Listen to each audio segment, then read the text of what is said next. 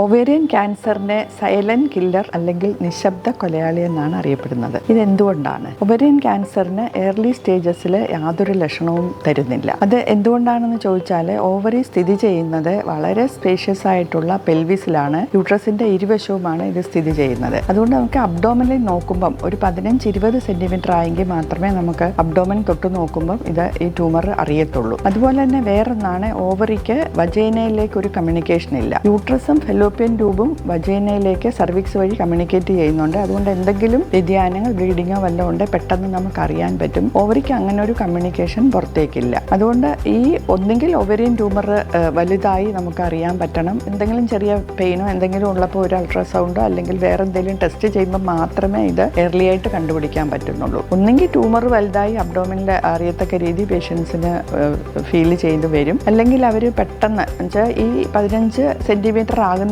മുമ്പേ കുറച്ച് ചെറുതായിരിക്കുമ്പം തന്നെ ഇത് സ്പ്രെഡ് ചെയ്യും. വെച്ചാൽ ഇൻസൈഡ് നമുക്ക് അബ്ഡോമന്റെ ഉൾ ലെയറിൽ പെരിട്ടോണിയം എന്ന് പറയാതെ, അതേപോലെ തന്നെ ഒമന്റം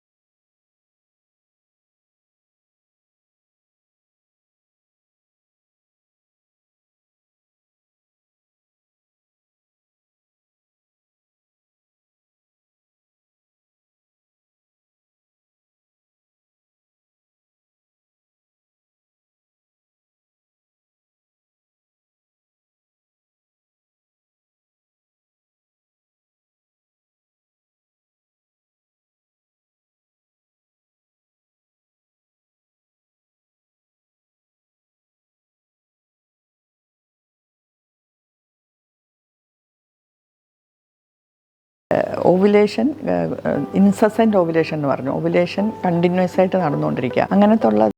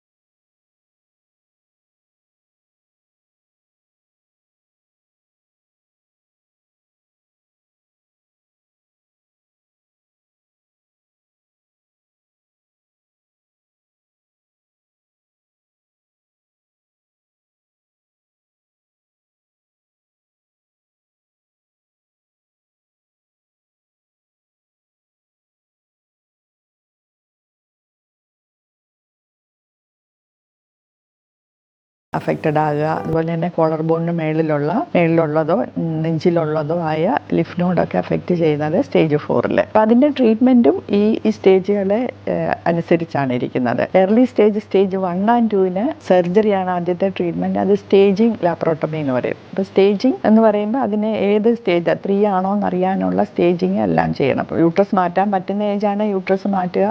2 ഓവറി മാറ്റാൻ പറ്റുന്ന ആ ഒരു ഏജ് ആണെങ്കിൽ അത് മാറ്റാം. പിന്നെ ലിംഫ് നോഡുകൾ മാറ്റണം. ടെസ്റ്റൈന് മേളിൽ കിടക്കുന്ന പാട മാറ്റണം. അതുപോലെ തന്നെ പലയിടത്തുനിന്നും നമുക്ക് ബയോപ്സികൾ എടുക്കണം, അത് ഏത് സ്റ്റേജ് ആണെന്ന് അറിയാൻ. അത് സ്റ്റേജ് 3 നമ്മൾ സൈറ്റോ റിഡക്റ്റീവ് സർജറി എന്നാണ് പറയുന്നത്. വെച്ചാൽ നമ്മൾ മാക്സിമം കംപ്ലീറ്റ് ആയിട്ട് ട്യൂമർ മാറ്റാനാണ് അത് നോക്കുന്നത്. ഓൾറെഡി ലേറ്റ് സ്റ്റേജായി, പക്ഷേ കംപ്ലീറ്റ് ആയിട്ട് ട്യൂമർ മാറ്റിയിട്ട് ആണ് കീമോതെറപ്പി കൊടുക്കുന്നത്. വേണമെങ്കിൽ നമുക്ക് തോന്നുകയാണ് നമുക്ക് കംപ്ലീറ്റ് ആയിട്ട് ട്യൂമർ മാറ്റാൻ പറ്റില്ല എന്ന് തോന്നുകയാണെങ്കിൽ കീമോതെറപ്പി കൊടുത്ത് എല്ലാം ചുരുക്കിയിട്ട് സർജറി ചെയ്യാൻ പോകും. സ്റ്റേജ് 4 കീമോതെറപ്പി തന്നെയാണ് ആദ്യം കൊടുക്കുന്നത്. അതിൽ വളരെ നല്ല റെസ്പോൺസ് ആണെങ്കിൽ മാത്രമേ സർജറിക്ക് പോകുന്നത് തന്നെ ആയിരിക്കും നല്ലത്. എവിടെയെങ്കിലും അസുഖമുണ്ട്, ഇപ്പം ലിവറിലാണെങ്കിൽ ലിവറിൻ്റെ ആ അസുഖം മാറ്റാം, സ്പ്ലീനിലാണ് സ്പ്ലീൻ എടുത്ത് മാറ്റാം. അങ്ങനെയുള്ള മാക്സിമം ആയിട്ട് നമുക്ക് മാറ്റാൻ പറ്റുന്ന അസുഖമെല്ലാം മാറ്റാൻ പറ്റിയാലാണ് പിന്നീട് ഒരു നല്ല ഔട്ട്കം ഉണ്ടാകുന്നത്.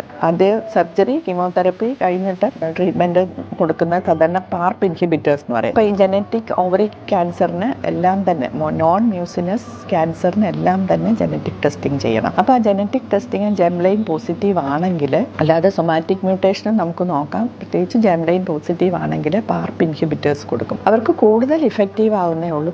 ബ്രാക്ക പോസിറ്റീവ് ആയവർക്ക് വേറെ പല ജീനും മോഡറേറ്റ് റിസ്ക് ജീനിലും ചിലപ്പോൾ കൊടുക്കാറുണ്ട്. ഇവർക്ക് കൂടുതൽ റിസൾട്ട് കിട്ടും എന്നാണ് ജെംലൈൻ ടെസ്റ്റിംഗ് പോസിറ്റീവ് ആയിട്ടുള്ളവർക്ക്. പോസിറ്റീവ് അല്ലെങ്കിലും നമുക്ക് ചില കേസസിൽ പാർപ്പ് ഇൻഹിബിറ്റേഴ്സ് ഇഫക്റ്റീവ് ആണ്. പക്ഷേ മറ്റേതിൻ്റെ അത്ര ഇഫക്റ്റീവ് അല്ലെങ്കിലും ഇഫക്റ്റീവ് ആണ്. പിന്നെ ഹൈപ്പർ തെറമിക് ഇൻട്രാപെരിറ്റോണിയൽ കീമോതെറപ്പി സർജറിയുടെ കൂട്ടത്തിൽ തന്നെ സാധാരണ 3 കീമോതെറപ്പി കഴിഞ്ഞാണ് സർജറി ചെയ്യുന്നത്. അപ്പോൾ ആ സർജറിയുടെ കൂട്ടത്തിൽ ഈ തെറപ്പി കൂടെ ചെയ്യുവാണെങ്കിൽ കുറച്ചും കൂടെ ബെറ്റർ ആയിട്ടാണ് പഠനങ്ങൾ സൂചിപ്പിക്കുന്നത്. ചില ട്യൂമർ, ഇപ്പോൾ HER2 പോസിറ്റിവിറ്റിയും ചില ട്യൂമറുകൾക്ക് നോക്കാറുണ്ട്. HER2 പോസിറ്റിവിറ്റി ഉണ്ടെങ്കിൽ നമുക്ക് ഹെർസെപ്റ്റിന് ഒരു ട്രീറ്റ്മെൻ്റ് ആയിട്ട് കൺസിഡർ ചെയ്യുന്നുണ്ട്. ഒവറിയൻ ട്യൂമറിനെ നിയന്ത്രിക്കാൻ നമുക്ക് ഏർലി ഡിറ്റക്ഷൻ അത്ര പ്രയോജനമില്ല. അതുകൊണ്ട് തന്നെ നമുക്ക് പ്രിവെൻഷനിലേക്ക് തന്നെ പോവുകയാണ് നല്ലത്. ഇപ്പോൾ പ്രത്യേകിച്ച് ബ്രസ്റ്റ് ക്യാൻസർ കേരളത്തിൽ കൂടുതൽ വരുന്നുണ്ട്. ഒവറിയൻ ക്യാൻസറും കൂടുതലായിട്ട് വരും എന്ന് തന്നെയാണ് പ്രതീക്ഷിക്കുന്നത്. അതിൻ്റെ റേറ്റും ഇപ്പം നമുക്ക് നേരത്തെ ഇതിൽ കൂടുതലാണ്. അപ്പോൾ ഈ ബ്രസ്റ്റ് ക്യാൻസർ ഉള്ള ആൾക്കാർക്കും ഹൈ റിസ്ക് ആൾക്കാരിൽ ബ്രാക്ക ജീൻ ടെസ്റ്റ് ചെയ്തിട്ട് നമ്മൾ ഓവറീസ്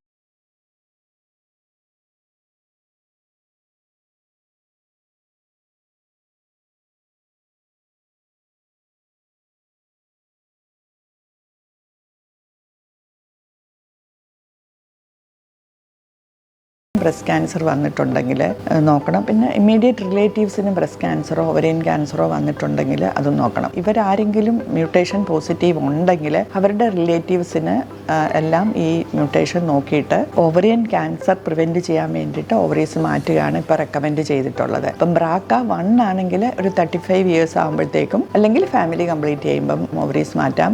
ബ്രാക്ക 2 ആണെങ്കിൽ 40 to 45 ഇയേഴ്സിൽ ആണ് ഓവറിയൻ റിമൂവൽ പറയുന്നത്. മറ്റു മോഡറേറ്റ് റിസ്ക് ജീൻസിനെല്ലാം 40 to 45 ഇയേഴ്സ് തന്നെയാണ് ഓവറിയൻ റിമൂവൽ പറയുന്നത്. പക്ഷേ ഈ ബ്രാക്ക പോസിറ്റീവ് ആയിട്ടുണ്ടെങ്കിൽ തന്നെ ഇത് പണ്ടൊക്കെ ബ്രസ്റ്റും കൂടെ റിമൂവ് ചെയ്യുമായിരുന്നു. പക്ഷേ ഇപ്പം നമുക്ക് MR മാമോഗ്രാം വന്നിട്ടുള്ളത് കൊണ്ട് MR മാമോഗ്രാം സർവൈലൻസ് വേണമെങ്കിൽ ഇടാം. പക്ഷേ ഏറ്റവും നല്ല മെത്തേഡ് ഇത് പ്രൊഫിലാക്റ്റിക് ആയിട്ട് ബ്രസ്റ്റ് റിമൂവൽ ആയിരിക്കും. അതും നമുക്ക് ഡിസ്കസ് ചെയ്യണം. പക്ഷേങ്കിൽ വേണമെങ്കിൽ MRI സർവൈലൻസിന് അവരെ നമുക്ക് വയ്ക്കുകയും ചെയ്യാം.